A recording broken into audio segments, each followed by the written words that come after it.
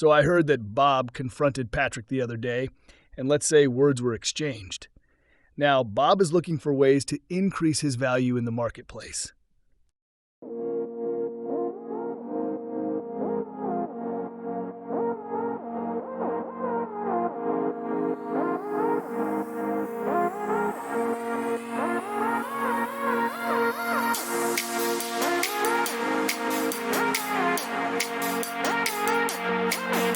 Welcome back, everyone. We're Edunomics, where we skill the world one learner, one community, one nation at a time.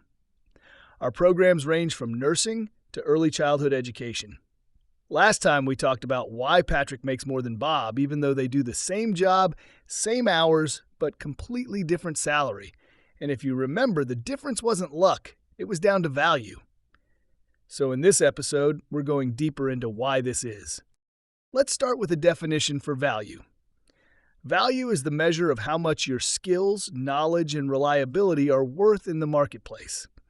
Employers and clients pay based on perceived usefulness and trust that you bring to them. If you can solve big problems, make their lives easier, or help them earn more money, your value goes up to those individuals. If you only do the bare minimum, your value stays flat. And we're speaking in relation to skills and trade fields. In Jamaica, this isn't theory.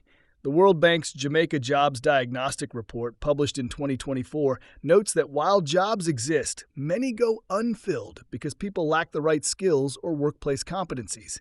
In other words, there's a skills value gap that needs to be filled.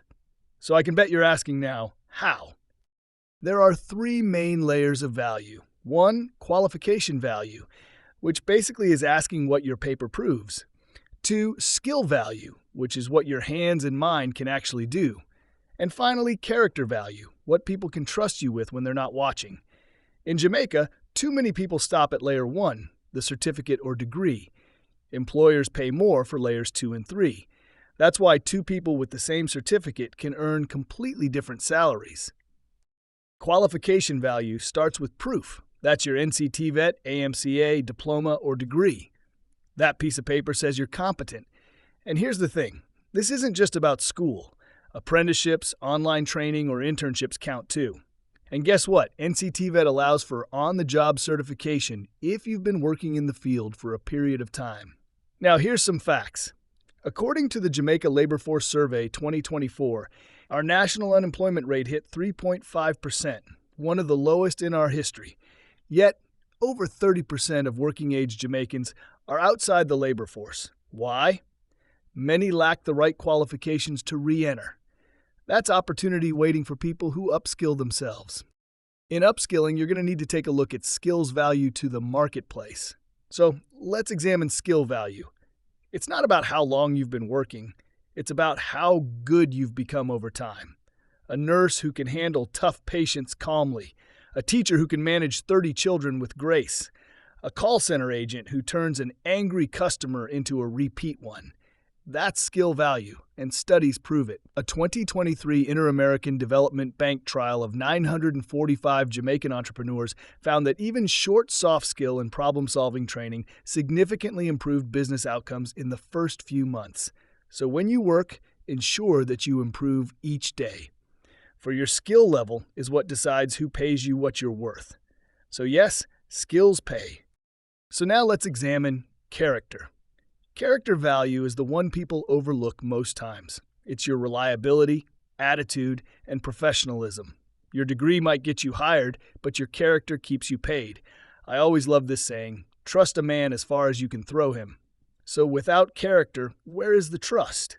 The Vision 2030 Jamaica Labor Framework points out that employers are increasingly looking for adaptability and reliability as core soft skills, not just academic ability. And what does that say? It means that an employer is seeking an individual who he or she can trust in the role that they're hired for, and not someone who will end up having them regretting the hire. So show up early, follow through, communicate clearly, take responsibility. That's what makes you irreplaceable. And when you're irreplaceable, you're valuable. Let's go back to our formula from last week. The hours and market wage rarely change, but your value multiplier does. Bob is a one-times worker. He does what's required and earns $20,000. On the other hand, Patrick is a 1.5 times worker. He adds extra skill and better attitude and earns $30,000. Same hours, same job title, different mindsets, different values. Your value can be raised by increasing your value multiplier. So how do you raise your multiplier? First, get certified. Proof of competence opens doors. Second, master your craft. Practice until you're reliable, not perfect. Third, solve problems. People pay for solutions. Fourth, build relationships. Your network builds your net worth. Fifth, track your growth. New skills equal new value. The World Bank notes that Jamaican firms pay higher wages for employees with specialized or leadership skills because they reduce inefficiency and add measurable output. In Jamaica, opportunity isn't just about who you know anymore. It's about what you can do. Every certificate, every new habit, every act of discipline adds to your market value. So when you step into your next interview, remember you're not just selling your hours, you're selling your value. Skill up today, secure tomorrow. If this message hits home, share it with someone who's ready to level up. And tell me one skill you're working on this year to raise your value. Remember, we're here to help you grow at your pace with real teacher support. One learner, one community, one nation at a time.